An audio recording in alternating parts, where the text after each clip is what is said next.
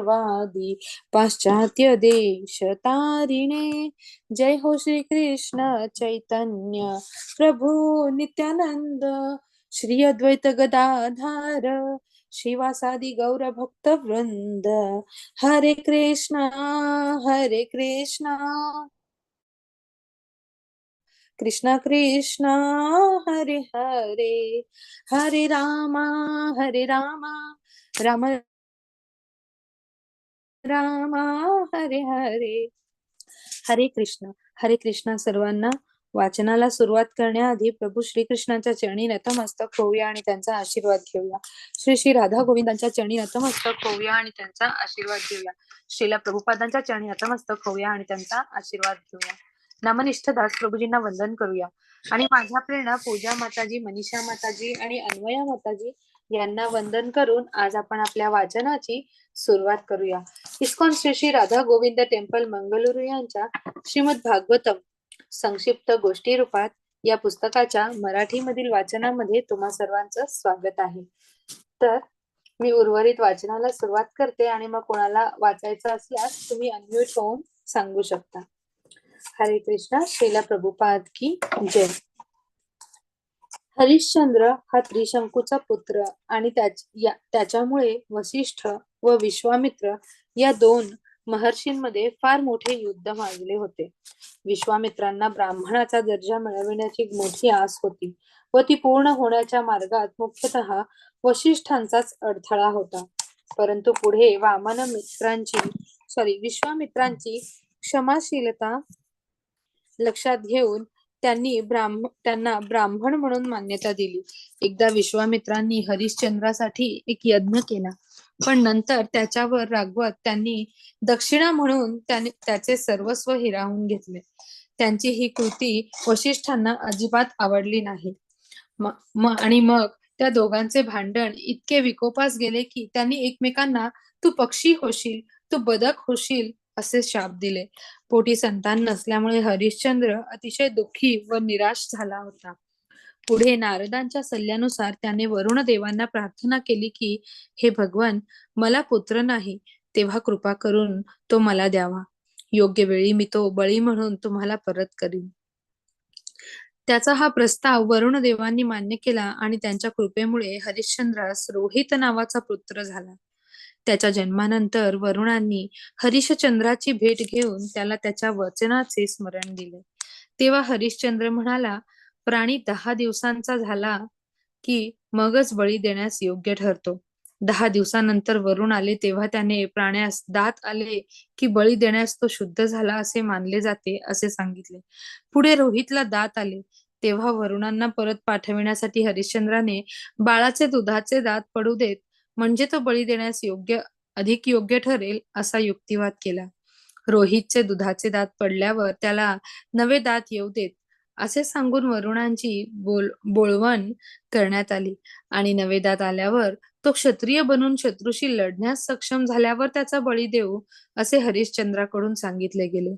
हरिश्चंद्राचा जीव रोहितवर जडला होता आणि त्याच्यामुळेच वरुणांना तो देण्यास त्याचे मन तयार होत नव्हते. पुढे रोहितला हे सर्व वृत्त कळले तेव्हा स्वतःला वाचवण्यासाठी तो धनुष्यबाण घेऊन अरण्यात निघून गेला. त्यानंतर काही काळाने त्याला आपल्या पिता पोटाच्या विकाराने गंभीर आजारी असल्याचे समजले. तेव्हा त्याने घरी परतण्याची तयारी सुरू केली. परंतु ऐनवेळी ब्राह्मणाच्या वेशात इंद्र त्याच्याकडे गेला आणि त्याने त्याला तीर्थक्षेत्रांची यात्रा करून पुण्य मिळवण्याचा सल्ला दिला. तो मानून पुढे वर्षभर रोहित इतस्ततः फिरत राहिला. विशेष म्हणजे नंतर सलग 5 वर्षे या घटनेची पुनरावृत्ती झाली आणि इंद्राच्या सल्ल्यामुळे रोहित घरी परतू शकला नाही. अखेर 6व्या वर्षी मात्र तो घरी गेला आणि अजिगर्ताचा दुसरा पुत्र शून्हसेफास विकत घेऊन त्याने त्यास हरिश्चंद्राकडे बळी देण्यासाठी सुपूर्द केले. नंतर हरिश्चंद्राने विश्वामित्रांच्या मुख्य पौरोहित्याखाली नरमेध यज्ञाचे आयोजन केले. तेथे यजुर्वेदाचे मंत्र म्हणण्यासाठी जमदग्नी, सामवेदाचे मंत्र म्हणण्यासाठी अयास्य आणि ब्राह्मण पुरोहित म्हणून वसिष्ठ उपस्थित होते. त्यांच्या समोर बळी देण्यासाठी शून्हशेफास आणण्यात आले. तेव्हा भीतीने थरथर कापत त्याने देवांकडे जीवनदान मागितले. ते त्यास देत असताना इंद्राने हरिश्चंद्रास त्याच्या सत्यनिष्ठतेचे कौतुक म्हणून एक सोन्याचा रथ दिला. तर विश्वामित्रांनी त्याला जीवनाचे ध्येय साध्य करण्यास सहाय्यक ठरणारे आध्यात्मिक ज्ञान दिले. दरम्यान शृंहशेफाची आध्यात्मिक क्षेत्रातील प्रगती पाहून देवांनी त्याचे रक्षण केले, म्हणून त्याला देवव्रत असेही नाव मिळाले. विश्वामित्रांना 101 पुत्र होते. त्यापैकी मधला मधुच्छंदा हा विशेष महत्वाचा होता. हरिश्चंद्राचा यज्ञ पार पाडल्यावर विश्वामित्रांनी शृंहशेफास आपला पुत्र म्हणून स्वीकारले आणि त्याला ज्येष्ठ बंधू मानण्याच्या सूचना इतर पुत्रांना दिल्या. पण 50 पुत्रांनी त्यास नकार दिला. तेव्हा संतापून त्यांनी त्या पुत्रांना तुम्ही म्लेच्छ व्हाल असा शाप दिला. ते पाहून मधुच्छंदा व अन्य 50 पुत्र पुढे आले आणि त्यांनी विश्वामित्रांची आज्ञा मानण्याची तयारी दर्शविली. त्या सर्वांना विश्वामित्रांनी अभिमान वाटावा असे पुत्र म्हणून गौरविले आणि तुमचे कल्याण होईल असा शुभ आशीर्वाद दिला. सगर पुत्रांची भगवान कपिलांची भेट. स्कंद 9. रोहितानंतरच्या 6व्या पिढीत राजा बहुकाचा जन्म झाला. त्याचे सर्वस्व त्यांनी त्याच्या शत्रूंनी लुटले तेव्हा त्याने आपल्या भार्यासह वानप्रस्थाश्रम स्वीकारला.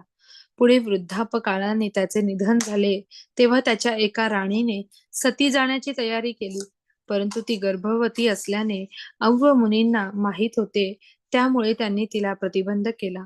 पुढे काही दिवसानंतर अन्य मत्सरी राण्यांनी त्या राणीवर विषप्रयोग केला, पण त्यामुळे ती व तिचा गर्भ यांची काहीही हानी झाली नाही. तो गर्भ नंतर विष घेऊनच जन्मास आला आणि सगर म्हणून प्रसिद्ध पावला. महाराज सगर पृथ्वीपती असले तरी औव मुनींच्या मार्गदर्शनानुसार कारभार करणारे होते. त्यांनी यवन, शक, हैहय अशा असंस्कृत लोकांना ठार मारले नाही. त्याऐवजी त्यापैकी काहींना त्यांनी चित्रविचित्र कपडे घालायला लावले, काहींची डोकी साफ भादरली व अन्य काहींना अर्धवट भादरून मिशा ठेवायला लावल्या. पुढे भगवान विष्णूंना प्रसन्न करून घेण्यासाठी सगरांनी औव मुनींच्या मार्गदर्शनाखाली अश्वमेध यज्ञ सुरू केला, पण तेथे येऊन इंद्राने यज्ञाचा अश्व चोरून नेला. सगरांना सुमती व केशिनी नावाच्या 2 भार्या होत्या. त्यापैकी सुमतीचे पुत्र यज्ञाचा अश्व शोधण्यास बाहेर पडले. तो शोध घेताना त्यांनी पृथ्वी मोठ्या प्रमाणात खणली. अश्वाचा शोध घेत ते कपिल मुनींच्या आश्रमापाशी आले आणि ध्यानमग्न अवस्थेत मुनिवर्यांना पाहून ओरडले, अरे, हाच तो माणूस ज्याने आपला अश्व चोरलाय. आपल्या चकविण्यासाठी डोळे मिटून बसलेल्या या प्राण्यास ठारच मारले पाहिजे. असा आरडाओरडा करीत 60,000 सगरपुत्र धावले तेव्हा कपिल मुनींनी आपले नेत्र उघडून त्यांना क्षणार्धात भस्मसात करून टाकले. हा सर्व बनाव इंद्रानेच घडवून आणला होता. त्याने सगर पुत्रांची दिशाभूल केली आणि त्यांना कपिल मुनींना अपमान करण्यास भाग पाडले व त्यांचा अंत घडवून आणला. महाराज सगरांनी केशिनीपासून असमंजस नावाचा एक पुत्र झाला होता. आपल्या पूर्वायुष्यात हा असमंजस मोठा योगी होता, परंतु वाईट लोकांच्या संगतीमुळे त्याचे स्खलन झाले होते. आता राजकुळात जन्म झाल्यामुळे व जाती स्मराचे आधीच्या जन्माचे स्मरण विशेष वरदान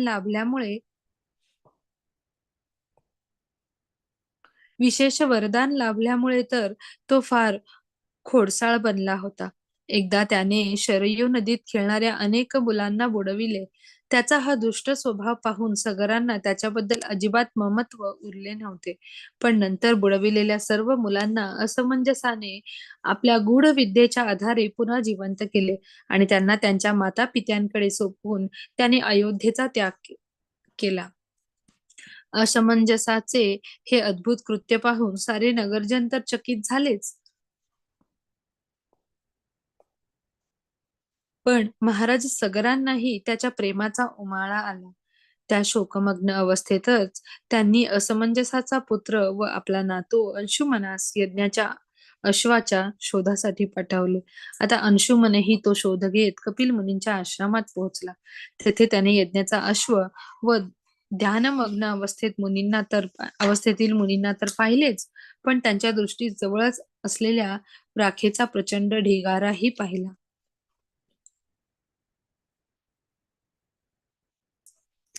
ध्यानस्थ कपिल मुनींपुढे हात जोडून उभे राहत अंशुमन म्हणाला, हे भगवन, भगवान ब्रह्मदेवही आपल्या लीला व स्थान जाणण्यास असमर्थ आहेत. ते आमच्यासारख्या पामरांची काय कथा. आम्ही तर त्यांचीच निर्मिती आहोत. भगवन, आपण आमच्या अंतःकरणात वास करत असला तरी भौतिक शक्तींच्या प्रभावामुळे आम्ही आपल्याला पाहू शकत नाही. आम्ही केवळ प्रकृतीच्या 3 त्रिगुणांच्या क्रिया प्रतिक्रिया पाहू शकतो.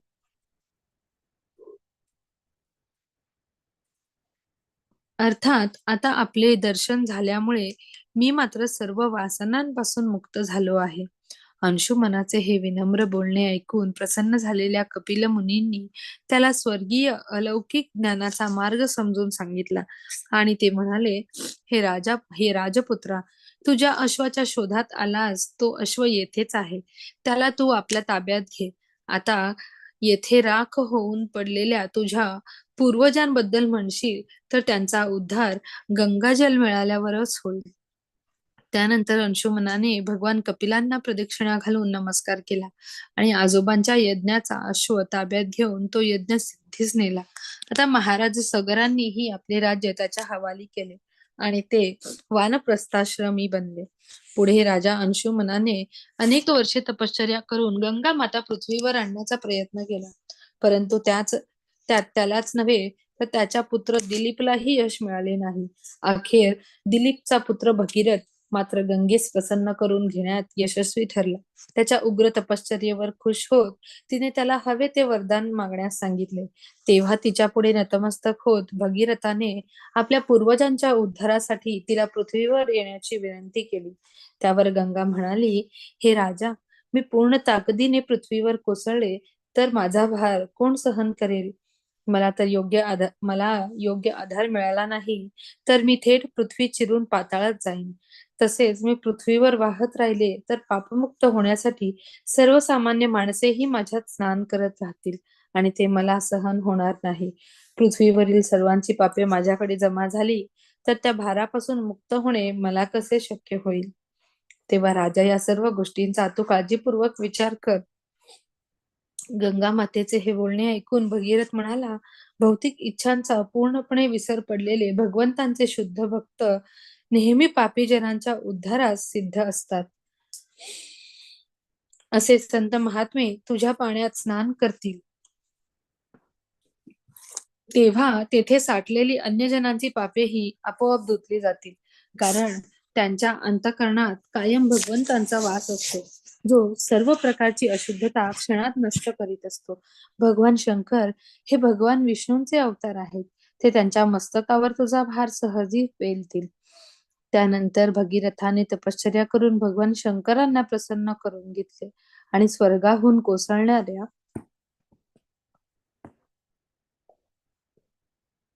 गंगा प्रवाहाचा भार पेलण्यास राजी केले. मग भगवान विष्णूंच्या अंगठ्यातून निघालेली गंगा पृथ्वीवर आली आणि तिचे जल शिंपडताच राख होऊन पडलेले भगीरथाचे पूर्वज सगरपुत्र स्वर्गात गेले. गंगा मातेची आराधना जे मनापासून व निष्ठेने करतात त्यांचा उद्धार निश्चितपणे होतो, हेच खरे. कल्माशपाद खटवांग महाराज स्कंद 9. भगीरथानंतरच्या 5व्या पिढीत राजा ऋतुपर्ण जन्मास आला. जुगाराची कला शिकविण्याच्या बदल्यात त्याने आपला मित्र नळाकडून अश्वविद्या मिळवली होती. त्याच्या अंतराच्या 3ऱ्या पिढीत सौदास जन्मला.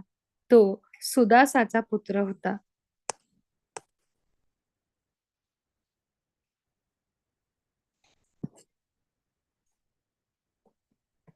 एकदा अरण्यात असताना सौदासाने एका राक्षसास ठार मारले. पण त्याच्या नरभक्षक भावास मात्र सोडून दिले. मग त्या भावाने सौदासास ठार मारण्याची प्रतिज्ञा केली आणि तो त्याच्याच राजवाड्यात स्वयंपाकी म्हणून कामास लागला. एक दिवस राजाने आपले गुरु वशिष्ठांना भोजनासाठी आमंत्रित केले.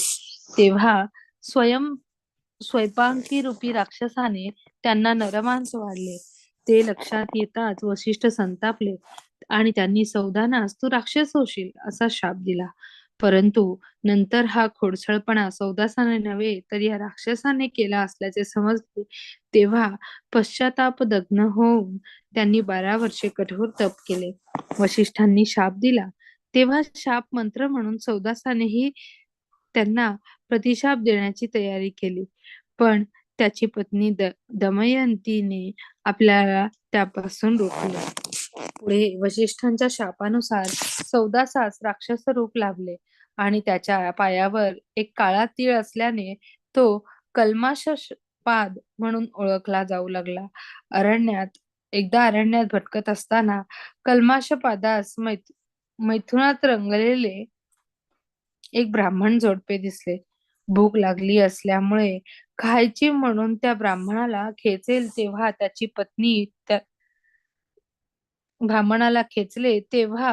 त्याची पत्नी त्याला म्हणाली, हे राजा, तू राक्षस नाहीस तर महाराज इक्ष्वाकूचा वंशज आहेस. त्यामुळे असे पाप मान्य करू नकोस. मी पुत्रप्राप्तीसाठी आतुरलेली आहे. त्यामुळे माझे पती मला परत कर. हे मोठे ज्ञानी असून भगवान विष्णूंच्या आराधनेत नित्यमग्न असतात. ज्याप्रमाणे पित्याकडून पुत्राचा वध होणे अपेक्षित नसते, त्याचप्रमाणे तुझ्यासारख्या सज्जन राजाकडून ब्रह्महत्या होणे कदापि अपेक्षित नाही. ब्राह्मणास ठार मारणे हे भ्रूणहत्या वा गोहत्या करण्याइतके मोठे शाप आहे. हे राजा, माझ्या पतीशिवाय मी क्षणभरही जगू शकत नाही. त्यामुळे त्यांना मारणारच असशील तर आधी मला खा. त्या स्त्रीचे हे करुण बोलणे ऐकूनही सौदासावर त्याचा काही परिणाम झाला नाही आणि एखादा वाघ आपले भक्ष्य खातो त्याप्रमाणे त्या ब्राह्मणास खाऊन टाकले. नंतर ते पाहून शोकसंतप्त होत ती ब्राह्मण स्त्री म्हणाली, अरे मूर्ख पातक्या, मैथुनात दंग असताना तू माझ्या पतीला खाल्ले आहेस. आता तू तुझ्या पत्नीशी संग करशील तेव्हा तुझाही तात्काळ मृत्यू होईल. नंतर त्या स्त्रीने चिता रचून त्यात प्रवेश केला. पुढे 12 वर्षानंतर वशिष्ठांच्या शापातून मुक्त झाला आणि मग त्याला साहजिकच आपल्या पत्नीशी दमयंतीशी संग करण्याची इच्छा झाली. पण तिने त्याला ब्राह्मणीच्या शापाची आठवण करून दिली. तेव्हा मात्र त्याने स्वतःस आवरले. अर्थात पत्नीशी संग करण्याचे टाळल्यामुळे त्यास पुत्रप्राप्तीही झाली नाही. ती व्हावी म्हणून त्याने वशिष्ठांच्या मदतीने मदयंतीस गर्भवती केले. पण 7 वर्षे उलटल्यानंतरही ती प्रसूत झाली नाही. तेव्हा त्यांनी तिच्या पोटावर दगडाचा प्रहार केला आणि अश्मक जन्मास आला. या अश्मकास पुढे बालिक नावाचा पुत्र झाला. परशुरामांनी सारी पृथ्वी निक्षत्रिय करण्याची प्रतिज्ञा केली. तेव्हा या बालकाचे स्त्रियांनी रक्षण केले. त्यामुळे त्यास नारी कवच असे नाव मिळाले. पुढे त्याने अनेक क्षत्रियांना जन्म दिला व मूलक क्षत्रिय कुळाचा मूळ असे आणखी एक नाव प्राप्त केले. बालिका नंतरच्या 4थ्या पिढीत महाराज खटवांगांचा जन्म झाला. ते अजिंक्य होते. त्यामुळे दानवांविरुद्धच्या संघर्षात एकदा देवांनी त्याची मदत मागितली. त्यांच्या मदतीमुळे विजय मिळवल्यानंतर देवांनी त्यांना हवा तो वर मागण्यास सांगितले. त्यावेळी आपले आयुष्य आणखी किती बाकी आहे हे जाणण्याची इच्छा खटवांगांनी व्यक्त केली आणि त्यांना आता फक्त एकच क्षणच बाकी आहे असे समजले. हे ऐकल्यावर खटवांग विचार करू लागले की अरे, बालवयातही मला कधी क्षुद्र भौतिक गोष्टींचे व अधार्मिक तत्वांचे आकर्षण वाटले नाही आणि भगवंतांच्या प्राप्तीखेरीज अन्न कशातच मला रस नाही. देवगण मला वरदान देऊ इच्छित आहेत, परंतु त्यापैकी कोणत्याही भौतिक सुखाची नव्हे, तर फक्त भगवत प्राप्तीची मला आस आहे. देवगण स्वर्गात राहत असले तरी भौतिक कारणांमुळे त्यांचे मन चळते आणि मग भगवंत हे अन्य कोठेही नाही तर हृदयात वास करतात हे त्यांच्या लक्षात येत नाही. पण मी मात्र पूर्णपणे भगवंतांना शरण जाऊ इच्छितो. या प्रयत्नात लगेचच महाराज खटवांग आकाशयानात बसून निजधामी गेले आणि भगवंतांच्या कृपेने पूर्णत्व प्राप्त करून घेतले. हरे कृष्ण. माताजी वाचू पुढचं? हो चालेल माताजी, वाचा ना. हा. हरे कृष्ण. भगवान रामचंद्र स्कंद 9. महाराज खटवांगाचा पुत्र दीर्घबाहूंच्या पोटी महान राजा रघूंचा जन्म झाला. त्यांचा पुत्र अज हे महाराज दशरथांचे पिताश्री होत. पुढे दशरथांच्या पोटी भगवान राम आणि लक्ष्मण, भरत व शत्रुघ्न हे साक्षात भगवान विष्णूंचे अंशावतार जन्मास आले. विश्वामित्राच्या आश्रमात असताना रामचंद्रांनी अनेक राक्षस व रात्रीच्या वेळी भटकणाऱ्या जंगली लोकांना ठार मारले होते. सीता स्वयंवराच्या वेळी त्यांनी शिवधनुष्याचा भंग केला. ते धनुष्य एवढे अवजड होते की 300 जणांनाही उचलता येत नसे. परंतु एखादा छोटा हत्ती जसे उसाचे कांडे तोडतो तसा रामचंद्रांनी त्या धनुष्याचा सहजी भंग केला. सीता ही जणू महालक्ष्मीच होती. तिचे रूप, गुण, वय व स्वभावाच्या बाबतीत तिला भगवान रामचंद्राप्रमाणे दैवी वरदान लाभले होते. स्वयंवरात तिला जिंकून तिच्यासह अयोध्येत परतत असताना रामचंद्रांनी परशुरामांना पराभूत केले. आपण 21 वेळा पृथ्वी निक्षत्रिय केल्याचा त्यांना मोठा गर्व होता. त्यानंतर पिता दशरथ महाराजांच्या आदेशानुसार रामचंद्रांनी सारे राज्य, वैभव व आप्तेष्टांचा त्याग केला आणि ते सीता व लक्ष्मणासह अरण्यात गेले. तेथे खडतर आयुष्य जगत असताना त्यांना रावणाची बहीण शूर्पणखास विद्रूप केले, कारण ती त्यांच्यावर अनुरक्त झाली होती. तिचे नाक व कान कापल्यावर रामचंद्रांनी खर, त्रिशीर व दूषणाच्या नेतृत्वाखालील 14,000 राक्षसांना ठार केले. दरम्यान रावणास सीतेच्या रूपाचा इतका मोह पडला की त्याने कपटाने तिचे अपहरण केले. त्यावेळीच मारीच राक्षसाने सोनेरी हरिणाचे रूप घेऊन श्रीरामांना त्यांच्या आश्रमापासून दूर नेले आणि मग लक्ष्मणालाही तिथे जाण्यास भाग पाडून रावणाने आपला डाव साधला. मारीचास मारून राम आश्रमात परतले तेव्हा सीता तेथे नसल्याचे पाहून त्यांची अवस्था भ्रमिष्ठासारखी झाली आणि ते शोक करू लागले. स्त्रीच्या नादी लागणाऱ्या माणसाची काय अवस्था होते याचे हे मूर्तिमंत उदाहरण होते. सीतेच्या शोधासाठी वणवण भटकत असताना रामांना जटायू पक्षी भेटला. सीतेला पळवून नेणाऱ्या रावणाचा प्रतिकार करीत असताना तो जबर जखमी झाला होता. मृत्यूपूर्वी त्याने रामांना घडलेला सर्व इतिवृत्तांत सांगितला आणि मग रामांनी एखाद्या पुत्राप्रमाणे त्याचे अंत्यसंस्कार केले. पुढे रामचंद्रांनी वानरराज सुग्रीवाशी मैत्री केली आणि त्याचा ज्येष्ठ बंधू वालीला मारून ते श्रीलंकेस जाण्यासाठी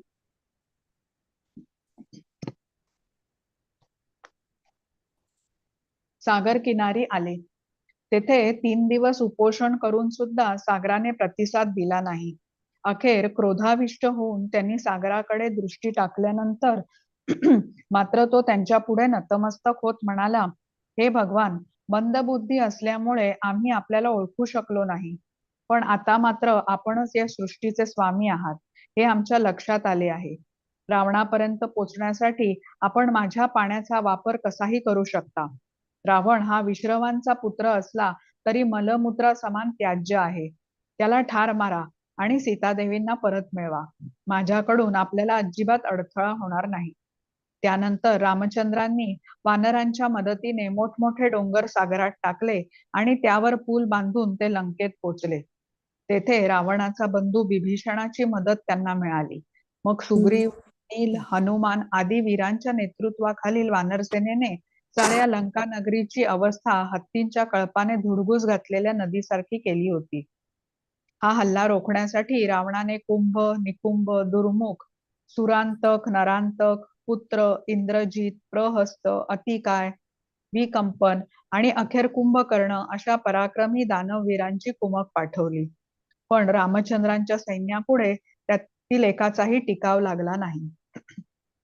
लक्ष्मण, सुग्रीव, हनुमान, गंधमात, नील, अंगद, जांबवान व पनस यांनी मोठे मोठे पर्वत व वृक्ष फेकून आणि बाणांचा वर्षाव करून राक्षस सैन्याची दाणादाण उडवली. अर्थात सीतामातेचा क्रोध हेच राक्षसांच्या या दुर्दशेचे सर्वात मोठे कारण होते. अखेरीस स्वतः रावण आपल्या आकाशयानात बसून इंद्राच्या रथावर आरूढ झालेल्या रामचंद्रासमोर आला. त्याला पाहताच राम म्हणाले, अरे राक्षस कुलांगरा, तू एखाद्या कुत्र्याप्रमाणे आहेस, जो मालक दूर गेलेला असताना स्वयंपाकघरातील अन्नाची चोरी करतो. माझ्या अनुपस्थितीत तू निर्लज्जपणे माझ्या पत्नीचे अपहरण केले आहेस. आता त्याची शिक्षा तुला भोगावी लागेल. असे बोलून रामचंद्रांनी बाण सोडत रावणाच्या हृदयाचा वेध घेतला. त्या आघाताने आकाशयानातून कोसळत असताना त्याच्या दाही मुखातून रक्त वाहत होते. ते पाहून अरे हे काय झाले असे म्हणत सारे राक्षस शोक करू लागले. त्यावेळी रावणांची पत्नी मंदोदरी बोलू लागली, हे स्वामी, आपण आजवर इतर साऱ्यांवर हुकूमत गाजवली, पण आता तुमचा पराभव झाला असून त्यामुळे आमचाही नाश झाला आहे. कामेच्छांच्या आहारी गेल्यामुळे तुम्हाला सीता मातेच्या सामर्थ्याचा विसर पडला होता, पण आता तिच्या शापामुळेच तुमची ही दुर्गती झाली आहे. अनेक पापकृत्ये करून तुम्हीच हे संकट ओढवून घेतले आहे आणि आता तुमचे स्थान नरकातच राहील. पुढे रामचंद्रांनी विभीषणाच्या हातून रावणावरील अंत्यसंस्कार पार पाडले आणि त्याला नरकापासून वाचवीत ते सीतेच्या भेटीसाठी गेले. त्यावेळी ती अशोकवनात एका वृक्षातळी बसली होती. तिला पाहताच त्यांचा भावनावेग अनावर झाला. पण आपल्या प्रिय स्वामींचे दर्शन झाल्याने सीतामाईंचा कमल सदृश चेहरा आनंदाने उजळून गेला. विभीषणास लंकेच्या सिंहासनावर बसवल्यावर रामचंद्र हे सीता, लक्ष्मण, हनुमान व सुग्रीवासह पुष्पक विमानातून अयोध्येस परतले. त्यांना पाहताच नगरजनांनी गुढ्या तोरणे उभारून आणि पुष्पवृष्टी करून त्यांचे अतीव आनंदाने स्वागत केले. त्यांच्या अनुपस्थितीत भरत वल्कले नेसून आणि गौमूत्रात शिजवलेले अन्न सेवन करून वनवासाचे जीवन जगत होता. रामचंद्राच्या आगमनाचे वृत्त मिळताच तो त्यांच्या पादुका मस्तकी धारण करून आपल्या मंत्रीगण व प्रतिष्ठित नागरिकांसह मिरवणुकीने वाजत गाजत त्यांना सामोरा गेला. रामचंद्राचे दर्शन होताच भरत भावविवळ होऊन त्यांच्या चरणावर कोसळला. त्याला उचलून धरत रामचंद्रांनी पोटाशी धरले आणि आनंदाश्रूंनी न्हाऊ घातले. नंतर त्यांनी सीता व लक्ष्मणांसह सर्व ज्येष्ठांना वंदन करीत अयोध्येत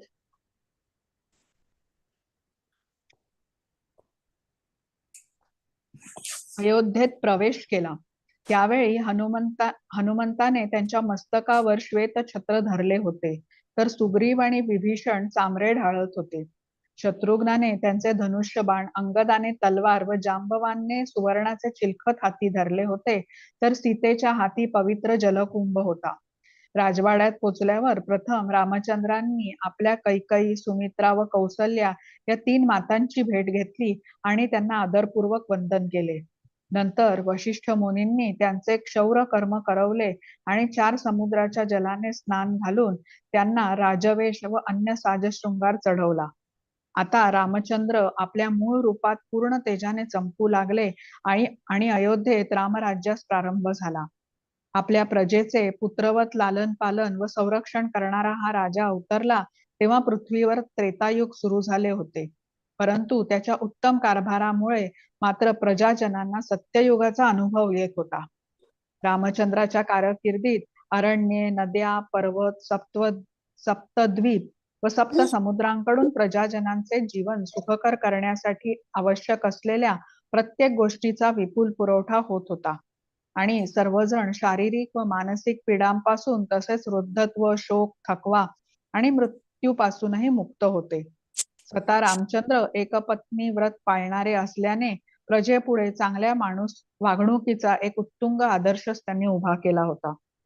सीता माता ही अतिशय समंजस, लाजाळू आणि निष्ठेने पती धर्म पाळणारी होती. तिने आपल्या उत्कट प्रेमाने व सेवाभावाने रामचंद्रांचे मन जिंकून घेतले होते. राजपदी आल्यानंतर रामचंद्रांनी आपल्या तिन्ही कनिष्ठ बंधूंना बाहेरचे जग जिंकण्यास पाठवले आणि ते स्वतः अयोध्येत राहून सर्व राज्यकारभाराचे नियंत्रण करू लागले.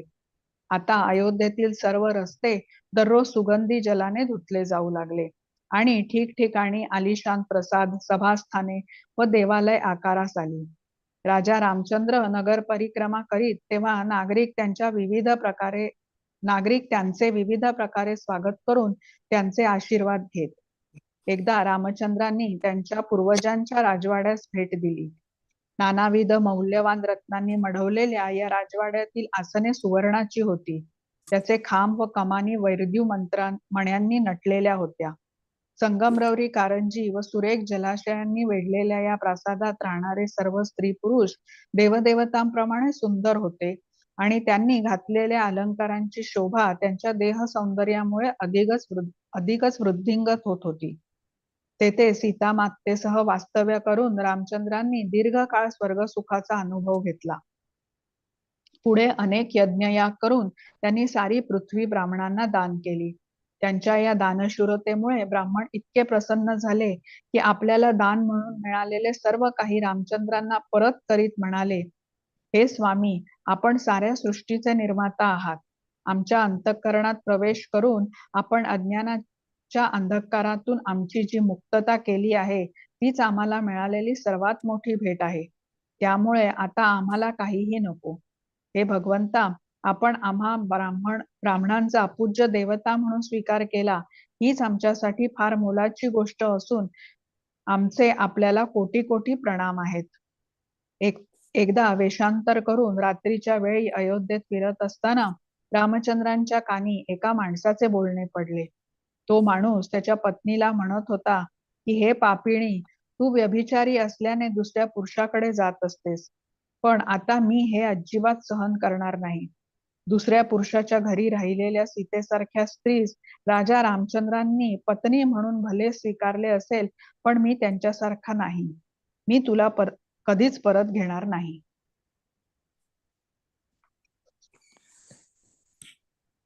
त्या भंपकाचे हे मूर्खपणाचे बोलणे रामचंद्रांना अतिशय विद्ध करून गेले.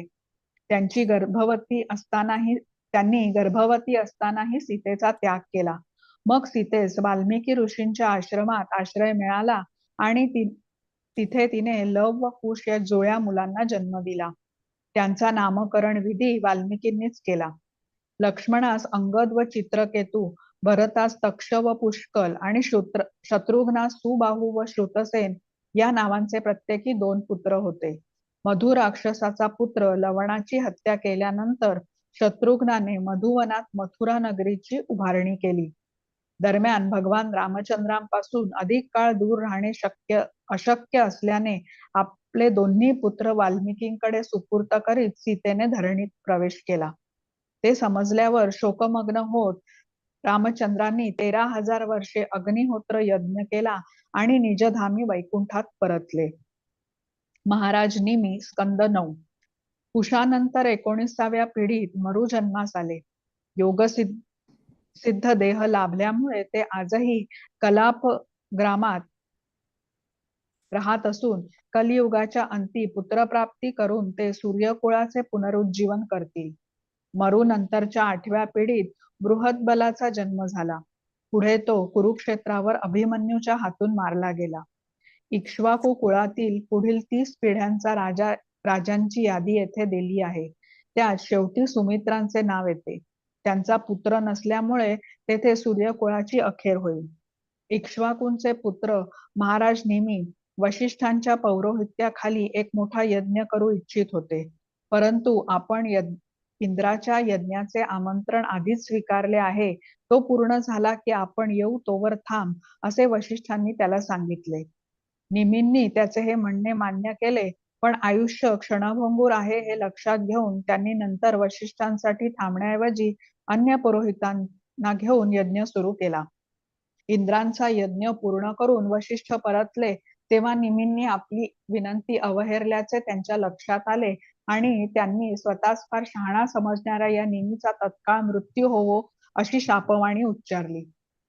त्यांचा हा शाप ऐकून निमींनाही राग आला आणि ते म्हणाले, इंद्रांच्या यज्ञाचे दक्षिणे इंद्रांच्या यज्ञाच्या दक्षिणेचा मोह पडलेल्या व ब्राह्मणाची बुद्धी भ्रष्ट झाली आहे, तेव्हा त्याचाही देह पडो. एवढे बोलून निमींनी देहत्याग केला आणि मग वशिष्ठांचाही मृत्यू झाला. त्याच सुमारास मित्र व वरुणांची नजर उर्वशी नामक अप्सरेवर पडली आणि तिच्यावर ते इतके भाळले की त्यांचे वीर्यपतन झाले. ते वीर्य त्यांनी एका जलपात्रात ठेवले आणि पुढे त्यातूनच वशिष्ठांचा पुनर्जन्म झाला.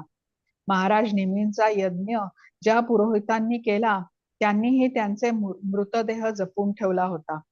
सत्ययुगाची अखेर झाली तेव्हा ते देवगणांना म्हणाले, आपण आमच्या यज्ञाने प्रसन्न झाला असलात आणि आपल्याला शक्य असेल तर कृपया महाराज निमींना पुन्हा जिवंत करा.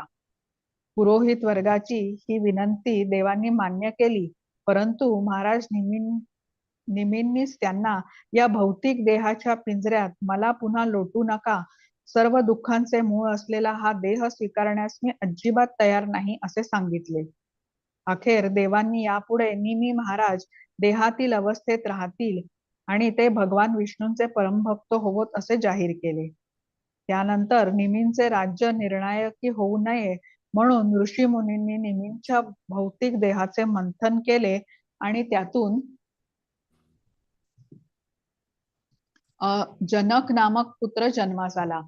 आपल्या पित्याच्या मृतदेहापासून बनला असल्यामुळे त्याला वैदेह व मिथिल अशी नावे मिळाली. त्याने पुढे मिथिला नगरीची उभारणी केली. त्याच्या नंतरच्या 20व्या पिढीत क्षीरध्वजाचा म्हणजे जनकाचा जन्म झाला. त्याला हे नाव मिळाले कारण एकदा जमीन नांगरत असताना त्याच्या फाळाच्या टोकावर एक कन्या म्हणजे सीता प्रकटली. तिचा विवाह पुढे भगवान रामचंद्रांशी झाला. तिच्याखेरीज जनक महाराजांना कुशध्वज नावाचा एक पुत्रही होता. ताराचा पुत्र बुध उर्वशीने राजा पुरुरवास भुलवले. स्कंद 9. सूर्यकुळाची माहिती कथन केल्यावर शुकदेव गोस्वामी सोम म्हणजे चंद्रवंशाबद्दल बोलू लागले. भगवान ब्रह्मदेवांचे पुत्र अत्रींच्या आनंदाश्रूमुळे त्यांची पत्नी अनुसूया गर्भवती झाली आणि सोमाचा म्हणजे चंद्राचा जन्म झाला. ब्रह्मदेवांनी त्याला ब्राह्मण, औषधे व वनस्पतींचं संचालक केले. त्रैलोक्य जिंकल्यानंतर सोमाने राजसूय यज्ञ केला, परंतु नव्याने लाभलेले हे वैभव व सामर्थ्यामुळे तो अहंकारी बनला. एकदा त्याने बृहस्पतींची पत्नी तारास बळजबरीने पळवून नेले आणि वारंवार विनवणी केल्यावरही तिला बृहस्पतीकडे परत पाठवण्यास नकार दिला. पुढे त्यामुळेच देव व दानवांच्या संघर्षाचा भडका उडाला. त्या संघर्षात शुक्राचार्यांनी सोमाची बाजू घेतली आणि मग साहजिकच इतर दानवही त्याला सामील झाले. बृहस्पती हा अंगिराचा पुत्र असल्याने भगवान शंकरांना त्यांच्याविषयी ममत्व होते. ते आपल्या सर्व अनुयायांसह त्याच्या बाजूने लढ्यात उतरले. एक तारा नामक स्त्रीसाठी देवदानवांचा लढा पेटला. तेव्हा अंगिरांनी भगवान ब्रह्मदेवांना परिस्थितीच्या गांभीर्याची कल्पना दिली. त्यांनी सोमाची निर्भत्सना करून हा लढा रोखला खरा, परंतु तारा बृहस्पतींकडे परत गेली तेव्हा ती गर्भवती असल्याचे सर्वांच्या लक्षात आले. तिला या अवस्थेत बघून बृहस्पती कडाडले. हे मूर्ख स्त्रिये, तुझ्या पोटी माझा गर्भ असणे अपेक्षित असताना तुला अन्य कोणी गर्भवती केले आहे. परंतु आता तू या मुलाला लगेच जन्म दिलास तर मात्र मी तुला ठार मारणार नाही. तू व्यभिचार केला असलास तरी तो पुत्रप्राप्तीच्या अनिवार्य इच्छेतून झाला आहे हे मी जाणतो. त्यामुळे मी तुला शिक्षा करणार नाही. आपल्या पतीचा हा आदेश मिळताच तारा तत्काळ प्रसूत झाली. तिने एका सुंदर सोनेरी त्वचा असलेल्या बाळास जन्म दिला. त्याला पाहताच सोम व बृहस्पती या दोघांनाही त्याच्यावर हक्क सांगायला सुरुवात केली. अखेर बाळाचा खरा पिता कोण हे सांगण्याची विनंती देवांनी तारास केली, पण लज्जेमुळे तिने उत्तर दिले नाही. अखेर ते बालकच संतापाने ओरडले, अगो व्यभिचारिणी, आता लाजून काय उपयोग? तुझा गुन्हा मान्य कर व माझ्या जन्माचे गूढ उकल. शेवटी ब्रह्मदेवांनी तारास एका निर्जन स्थानी नेले आणि हे बाळ सोमचे असल्याचे तिच्याकडून वदवून घेतले. मग सोमने त्या बाळाचा लगेच ताबा घेतला आणि त्याची बुद्धिमत्ता पाहून ब्रह्मदेवांनी त्याचे नामकरण बुध म्हणून केले. या बुधाला पुढे पुरुरवा नामक पुत्र झाला. त्याचे देखणेपण, दानशूरता व चारित्र्याचे वर्णन नारद मुनींनी इंद्रसभेत केले. तेव्हा मित्र व वरुणांकडून शाप मिळालेली अप्सरा उर्वशी त्याच्याकडे आली आणि तिला पाहून पुरुरवाही तिच्या प्रेमात पडला आणि म्हणाला, हे सुंदरी, तुझे स्वागत आहे. कृपा करून येथे बैस आणि मी तुझ्यासाठी काय करू हे मला सांग. तुझी इच्छा असेल तर पुढील सारे आयुष्य तू माझ्या समवेत आनंदाने व्यतीत करू शकतेस. त्यावर उर्वशी म्हणाली, हे सुंदर युवका, तुझ्याकडे पाहून कोणती स्त्री आकर्षित होणार नाही. तुझ्या मिठीत येणारी कोणतीही स्त्री तुझ्याशी संग करण्यास कदापि नकार देणार नाही. मी स्वर्गात राहणारी आणि तू पृथ्वीवर निवास करणारा असलास तरी तुझा पती म्हणून स्वीकार करण्यास मी तयार आहे. माझी विनंती एवढीच की माझ्यासह येथे असलेल्या या 2 कोकरांचं रक्षण करून तू मला फक्त तुपात शिजवलेले अन्न द्यावेस आणि संगाचा काळ वगळता तू अन्य केव्हाही विवस्थ अवस्थेत माझ्या नजरेस पडू नकोस. या तिन्ही अटी मान्य करून पुरुरवा म्हणाले, हे मदनिके, तू तुझ्या इच्छेने स्वर्गातून येथे आली आहेस, तेव्हा तुझी सेवा करण्यास कोण तयार होणार नाही. त्यानंतर पुरुरवा उर्वशीच्या सहवासात इतका मशगूल झाला की त्याला दिवस रात्रीचे भानही उरले नाही. देवदेवतांची क्रीडास्थाने असलेल्या चैत्ररथ व नंदन सारख्या स्वर्गीय उद्यानांमध्ये उर्वशीचा मनपूत भोग घेतल्यानंतरही त्याचे समाधान होत नव्हते. असे बरेच दिवस उलटल्यानंतर आपल्या दरबारात उर्वशी नसल्याचे इंद्राच्या लक्षात आले आणि त्याने गंधर्वांना तिला परत आणण्याची विनंती केली. त्यानुसार एका मध्यरात्री गंधर्व पुरुरवाच्या घरी गेले आणि त्यांनी उर्वशीची दोन्ही कोकरे चोरून नेली. या कोकरांवर उर्वशीचे पुत्रवत प्रेम होते. त्यामुळे ती अतिशय शोकाकुल झाली आणि पुरुरवास म्हणाली, तुझ्यासारख्या भेकड व षंढावर कोकरांच्या सुरक्षेची जबाबदारी टाकून मी मोठी चूक केली आहे. आता ती चोरीस गेल्यामुळे माझे सर्वस्वच हरपले आहे. दिवसा तू मोठा शूर पुरुष म्हणून वावरत असलास तरी रात्र मात्र घाबरून एखाद्या स्त्रीपणे घरात पडून असतोस. उर्वशीचे हे कठोर शब्द पुरुरवास एखाद्या हत्तीस अंकुश टोचावा असे झोंबले आणि वस्त्र न चढवताच तो ताडकन उठून बाहेर गेला. विशेष म्हणजे तेथे त्याला दोन्ही कोकरे दृष्टीस पडली आणि त्यांना घेऊन तो उर्वशीकडे परतला. परंतु त्यावेळी तो विवस्त्र असल्याने तिने तात्काळ त्याचा त्याग केला आणि ती निघून गेली. उर्वशी गेली तेव्हा पुरुरवाही रडत, हे प्रिये, कृपा करून थांब, तू माझा असा छळ का करीत आहेस, असे म्हणत तिच्या शोधार्थ बाहेर पडला. एखाद्या वेड्याप्रमाणे त्याने साठी सारी पृथ्वी पालथी घातली. अखेर सरस्वती नदीच्या तीरावर कुरुक्षेत्रापाशी ती त्याच्या मित्रांच्या गराड्यात आढळली. तिला पाहताच पुरुरवा ओरडला, माझी प्रिय भार्ये, मी तुला सखी करू शकलो नाही हे मला मान्य आहे, पण तेवढ्यासाठी तू माझा त्याग करू नकोस. अर्थात तू माझ्याकडे न येण्याचे ठरवलेच असलेस तर निदान माझ्याशी काही वेळ बोल तरी. आता तू मला झिडकारले असल्याने माझा हा सुंदर देह येथेच पडेल आणि कोल्हे गिधाडांकडून खाल्ला जाईल. त्यावर उर्वशी म्हणाली, हे प्रिय राजा, तू महानायक आहेस, त्यामुळे इतका अधीर होऊन स्वतःचे आयुष्य संपवू नकोस. शांत हो आणि दुष्ट विचारांना तुझ्या मनात थारा देऊ नकोस. खरे तर स्त्रीचे हृदय कोल्ह्याप्रमाणे लबाड व कपटी असते आणि तिच्याशी मैत्री करण्यात काहीही अर्थ नसतो. हे सत्य समजून घे. स्त्रिया या स्वभावतःच दुष्ट व धूर्त असतात. स्वतःच्या सुखासाठी त्या कोणतेही पाप सहजी करतात आणि स्वतःच्या भावाची, नवऱ्याचीही हत्या करण्यास पुढे मागे बघत नाहीत. आपले हित इच्छिणाऱ्याची साथ सोडून त्या कोणत्याही मूर्खाशी सहजी मैत्री करतात. हे राजा, यापुढे दरवर्षी फक्त एकाच रात्री तू माझा पती म्हणून भोग घेऊ शकशील आणि मग याच प्रकारे तुला संततीचा लाभ होईल. अखेर उर्वशीचे हे बोलणे ऐकून आणि ती गर्भवती असल्याचे लक्षात घेऊन पुरुरवा घरी परतला.